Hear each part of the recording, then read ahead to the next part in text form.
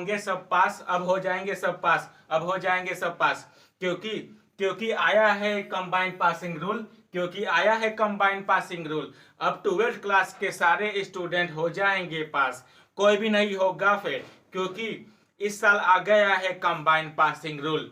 तो फ्रेंड, आ गया है कंबाइंड पासिंग रूल। यह कंबाइंड पासिंग रूल से अब पास हो जाओगे आप सब लोग, कोई भी नहीं होगा फेल।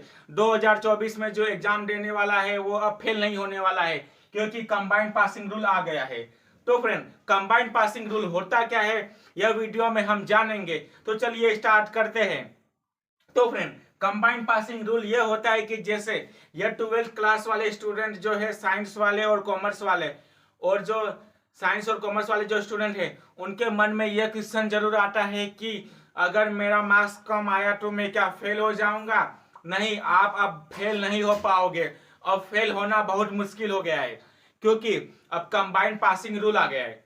तो फ्रेंड, जैसा कि देखो, आपका टोटल जो है 100 मार्क्स का पेपर होता है। जैसे देखो, साइंस स्टूडेंट जो है उनका जो 100 मार्क्स का पेपर होता है, और जो कॉमर्स स्टूडेंट है उनका भी 100 का होता है। लेकिन इसमें जो है, अभी देखो, पहले मैं आपको साइंस स्टूडेंट वाले का बता देता हूँ। तो साइंस स्टूडेंट वाले का जो सब्जेक्ट होता है, physics, chemistry, biology, maths, English, Hindi या फिर IT होता है।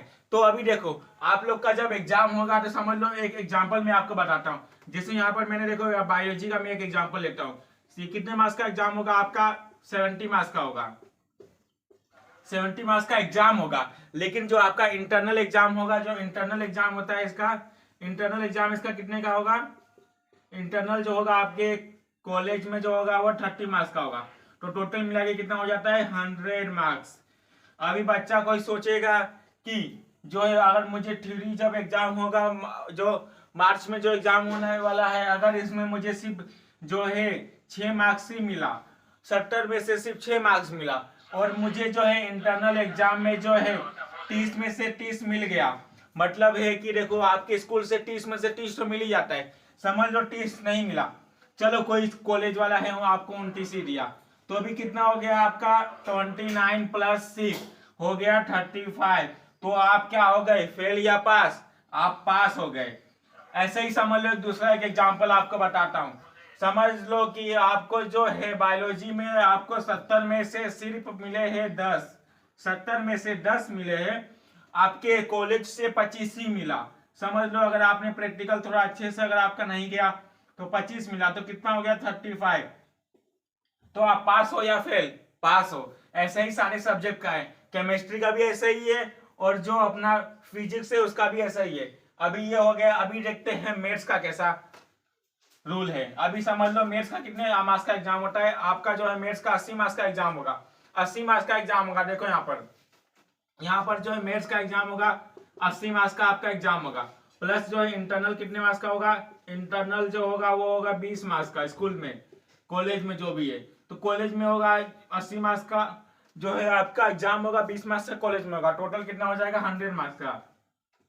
अभी बच्चा सोचेगा कि अगर मुझे जो है मैथ्स के 80 मार्क्स के एग्जाम में मुझे सिर्फ जो है 20 मार्क्स मिले, और जो यहाँ पर जो है मुझे 20 में से इंटरनल में 15 मिले, तो समझ लो आपका कितना हो जाएगा? 35। तो आप क्या पास हो या फेल? पास हो, क्योंकि आपको जो है इस बार जो है इंटरनल और एक्सटर्नल एग्जाम को मिला के 35 लाना है। दोनों को मिला के 35 अगर आपने लाया तो आप पास हो जाओगे। तो ये हो गया साइंस स्टूडेंट वाले का। अब देखते हैं कॉमर्स स्टूडेंट का क्या रूल है।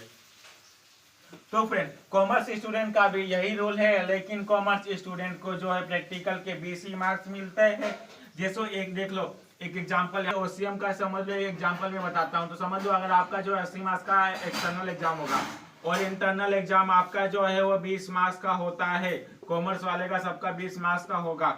टोटल मिला लो कितना हुआ? 100 मार्क्स हो गया। अब 100 मार्क्स में से आपको जो है, जब एग्जाम होगा आपका फरवरी में, तो अगर आपको सिर्फ जो है 20 ही मिला, और जो है इंटरनल में आपको 16 मिला, तो आप पास या फेल? तो टोटल मिला के कितना हो जाएगा? 36। तो आप पास हो, क्योंकि जो है दोनों को मिला के जो है आपको 35 तक लाना है। तो इस प्रकार जो है एक्सटर्नल एग्जाम और इंटरनल एग्जाम का टोटल मार्क्स कंबाइन करके आपको 35 से ज्यादा लाना है, तो आप पास हो जाओगे। तो यह रूल बहुत ही आसान हो गया है, आप पास होना। आप कोई भी बच्चा फेल नहीं हो पाएगा, क्योंकि जो इंटरनल मार्क्स है वो स्कूल से जो है अच्छा मिल जाता है।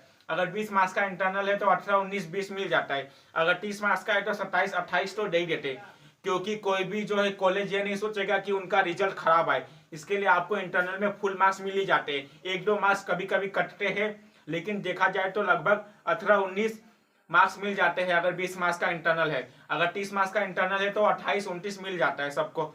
तो इंटरनल में सबको फुल मार्क्स मिलेगा, कोई भी टेंशन मत लो। बस आपको प्रैक्टिकल जितना भी हो रहा है सब आपको जो प्रैक्टिकल का एग्जाम देना है, जो भी सबमिशन है आपको सब बुक सबमिट करके देना है, तो आपके कॉलेज से जो है इंटरनल मार्क्स फुल मिल जाए।